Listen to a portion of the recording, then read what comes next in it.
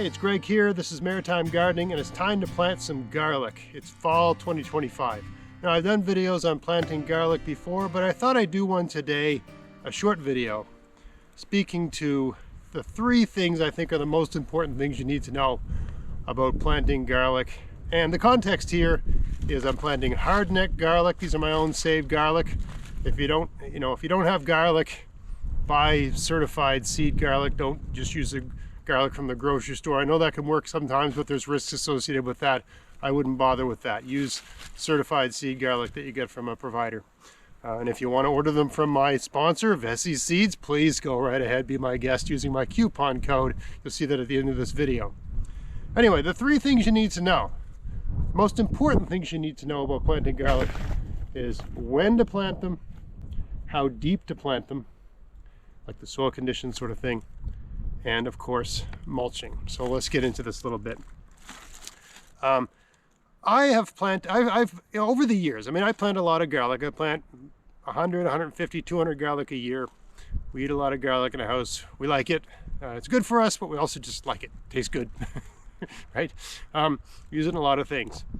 And it's easy to grow. It's ridiculously easy to grow hardneck garlic if you're living in a northern zone. I'm in zone 6A. But I'm pretty sure the advice I'd give here would be valid for zone 4, zone 5, zone 6, maybe zone 7. And if you're in any, whatever zone you're in, just to adjust this a little bit forward or backward depending on where you are.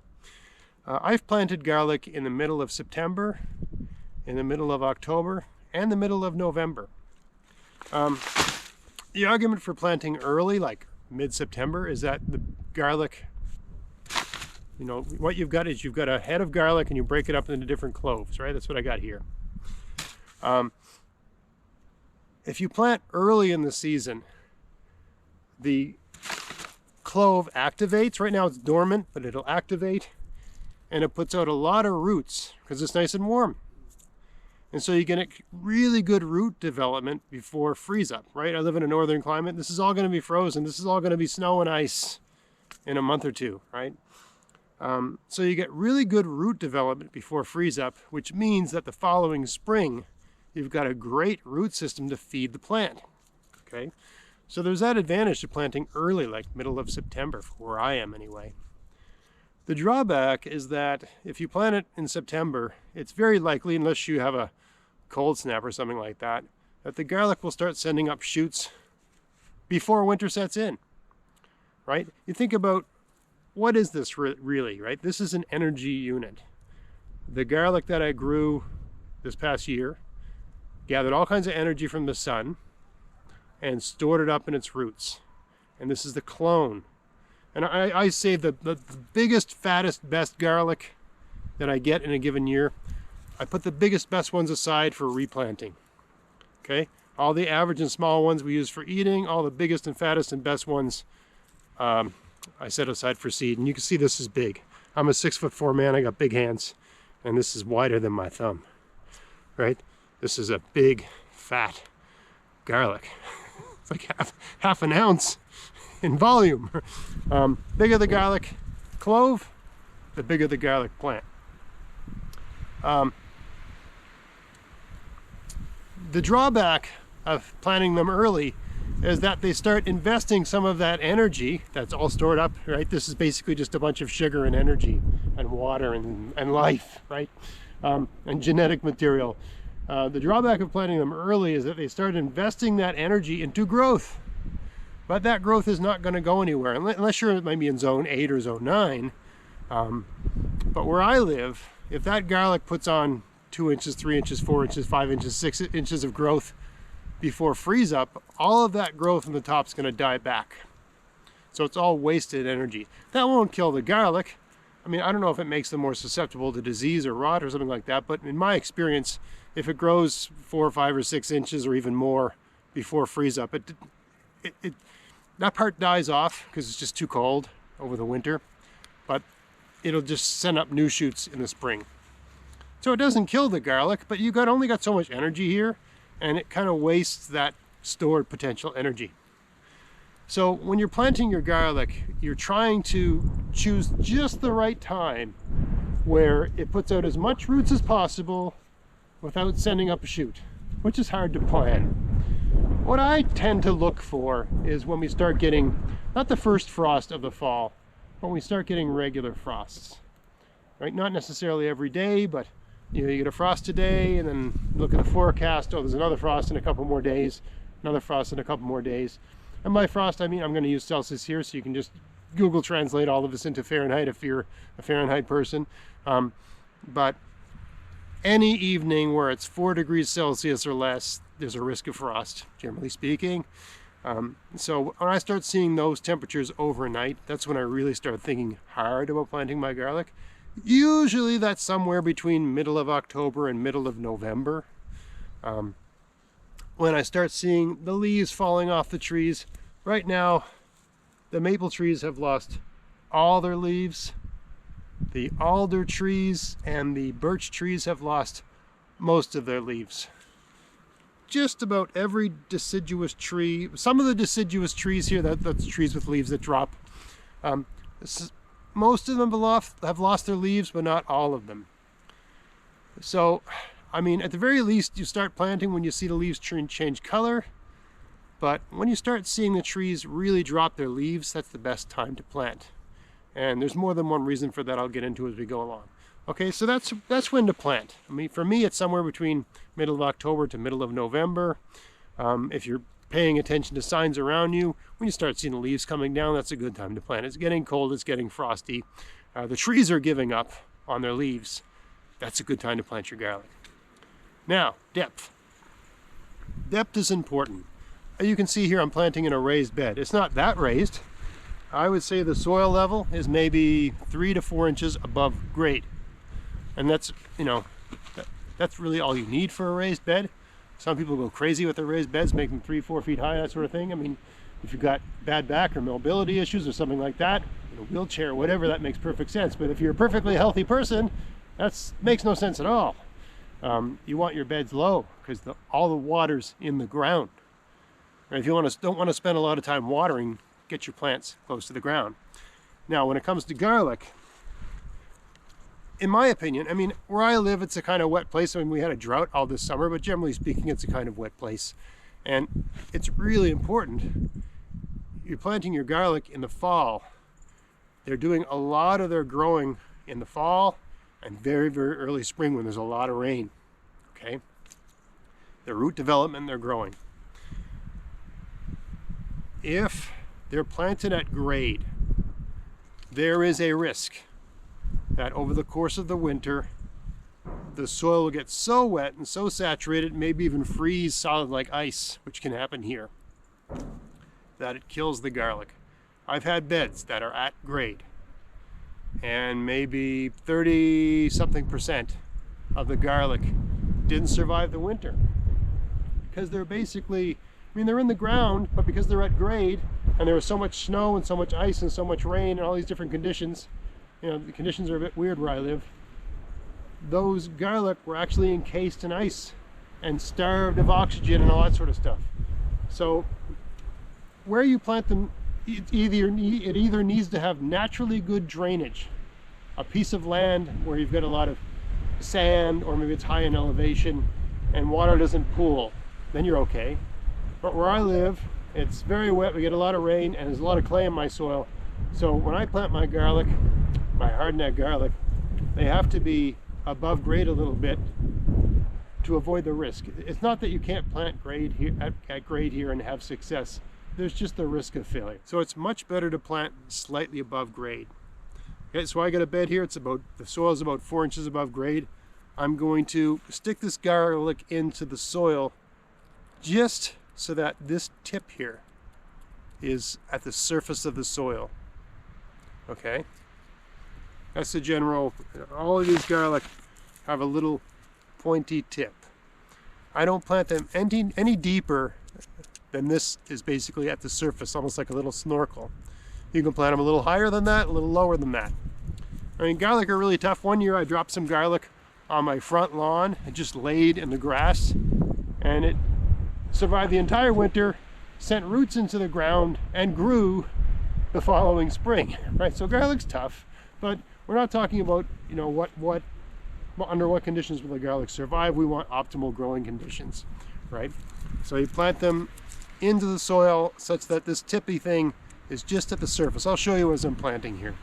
But if you plant them at that depth and your soil's, you got a little slightly raised bed, chances are really good that they're not going to get so wet and so cold that they don't survive the winter. They should be okay. Okay, so that's another really important thing. The only time I've ever lost garlic is when the soil's been so wet. The garlic are basically sitting in a pond, okay? And there's risk of disease, there's risk of the roots, just, like all roots need oxygen, need air. They get suffocated, they die. So if you're a little bit raised, that solves that problem. If you've planted garlic and they've failed and you're not quite sure why because you had good soil, it could have been too close to grade and the soil is just too wet where you are and the roots were starved of oxygen and the plant suffocated. Okay. Third thing, to make it easier on yourself, is once you've got these garlic in the ground, and they're really easy to plant, is to get them mulched. Doesn't have to be anything fancy. It can be hay, it can be leaves, it can be whatever. I've tried seaweed in the past because it's maritime gardening. I don't find it to be a particularly good mulch for moisture retention or weed suppression. I like leaves the most. And as I mentioned earlier, you should plant your garlic when you see the leaves falling off the trees. Oh, that's the perfect time to plant garlic because leaves make a great mulch for garlic and your neighbors are all gathering them up and putting them in bags and sticking them into their driveway. They're doing all your work for you, right? Grab those leaves, get up early in the morning on the day when the city trucks pick up all the leaves. Just drive around your neighborhood, troll everybody's trash, take everybody's leaves, get them in your backyard, stick them on your garlic, okay? And don't worry about those garlic. Underneath those leaves, they'll be fine all winter. They'll be fine in the spring. It never ceases to amaze me, but they have no problem finding their way up through the mulch. Okay, by having the mulch on your garden, the moisture level of the soil stays constant. Next spring, summer, you will not water. I don't water my garlic at all. I don't do anything. All the work I do in my garden is in the fall. I prepare the soil like I've done here, right? I just removed all the weeds. I gave it a quick hoe, maybe 2 inches deep, and just graded the whole thing, smoothed it all out. Okay, I got nice soil here. This was amended with manure a year ago. I find you only need to add manure maybe every 3 years. I'm just gonna screw these in like a light bulb, put some leaves on top, and do nothing. Right? That's all the work I do with the garlic. Because you got the leaves on there, you don't need to water them, at least in my climate anyway. If you're in a very, very dry climate, you'll still probably need to water them, but not as much. But also because you got the leaves there, it is fantastically good for weed suppression, right? Also because you get the leaves there, they're constantly breaking down the worms and all that other things in the soil are eating all that leaf compost and stuff like that. You've got nutritious soil, you've got good soil, right? So you've got the ideal conditions for the garlic. They got all the nutrients they want, they got optimal moisture levels. I know I said 3 things, but there's one more thing that's really, really important if you want to grow garlic. So I guess it's 4 things. For some reason, I always like to have 3 or 5. 4 seems wrong. Anyway, there is a 4th thing that's really important, at least where I live. Sun. All the sun they can get. Your sunniest spots. The same places you plant your peppers and your tomatoes and your eggplant and your cucumbers and your zucchini, right? The places those things do well, those are sunny spots. That's where you put your garlic. If you tuck it into a shady corner, some crappy little part of your garden, which a lot of people do, you're gonna get little garlic, right? If you want big garlic like mine that are 3 inches or even more in diameter when they're fully mature, you want good soil, of course. Mulch is important, all of those things are important, but nothing happens without lots and lots and lots of sun, because sun is energy, right? Plants eat sun. Right? It's the best metaphor I can come up with, right? They need it for photosynthesis and all the sciencey stuff. But in the simplest sense, in the same way that you or I might eat a donut, get energy from that, The donut for the, you know what, big fat garlic, right? The donut is the sun. You want them eating as much sun donut as they can, like Homer Simpson loves his donuts. Okay, so sunny, sunny, sunny spot. You think about a garlic plant. Garlic aren't like other plants. They don't have leaves. They just have shoots, stems, kind of like them. So they don't gather sun as efficiently as some other plants. They don't have as much leaf material or a photosynthetic material. Right? They don't have like a giant solar unit. They've got just like a solar pole sort of thing. So you need to give them all the sun they can get. You do that, you'll get great garlic. That's an important thing. Now let me show you how I screw these into the soil, okay? All right, when I'm planting, I like to space them out first, right? Find a home for everything, like this. I like to have a good hand span. My hand span's about 9 inches. So roughly a 9-inch spacing between garlic, okay? And fill the entire bed. This is a 4x10 bed. Now, when it comes to planting, so once you've got them all spaced out like that, space them first because it's just easier. It's a lot faster if you do it that way. Then you just nestle them in like this. You can see that the tip is sort of level with the top of the soil, and just put the soil back. Let me show you that up close. All right, we got the garlic here. See how I'm protecting with my hand? I'm not pushing it in like I'm driving it in like a nail. I'm protecting it with my hands, right? I'm just wiggling, but my hands are the things doing the digging here. Okay, until I get about a point where that tip is roughly level with the surface of the soil. Right, then you just move the soil back. And you can see the tip, it's actually right there. Hear that? That's fine. You can go a little deeper, you can go a little higher. Right, but once you get the hang of that, it goes pretty quick. Right? You get a bit of a system. I mean, I hoed this up, but I didn't hoe it this has not been tilled or anything like that. I just hoed the beds so that the top couple inches of soil will be really, really loose. Makes it easier for planting. Okay, you don't need to do that, but it just makes it easier. For all you no-till people, hoeing up the first 2 inches of your soil is still no-till gardening. It doesn't destroy your soil. A couple inches of hoeing up, it's fine. Right? It's just a very efficient way to deal with weeds and things like that.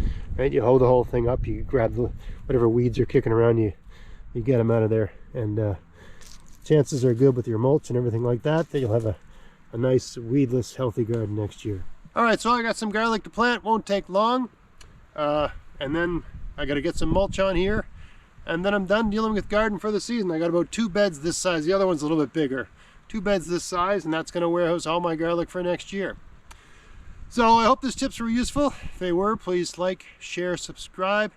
Check out my podcast, maritimegardening.com. Check out my Substack page, maritimegardening.substack.com. Please subscribe to my new channel that I've set aside just for my podcast episode. This is a video of me doing stuff. All that stuff will remain on this channel. But going forward, I'm going to start putting things on all my podcast stuff where I'm talking to people about gardening, book authors, experts, scientists, that sort of thing. All that's going on the Maritime Gardening Podcast YouTube channel. All that stuff's also on my website, maritimegardening.com, for free download if you want to just download it, stick it on a thumb drive, and take it with you. Otherwise, I hope you found this interesting. If you did, please like, share, subscribe. And until next time, get out there, get at it, have fun in your garden. Thanks for watching.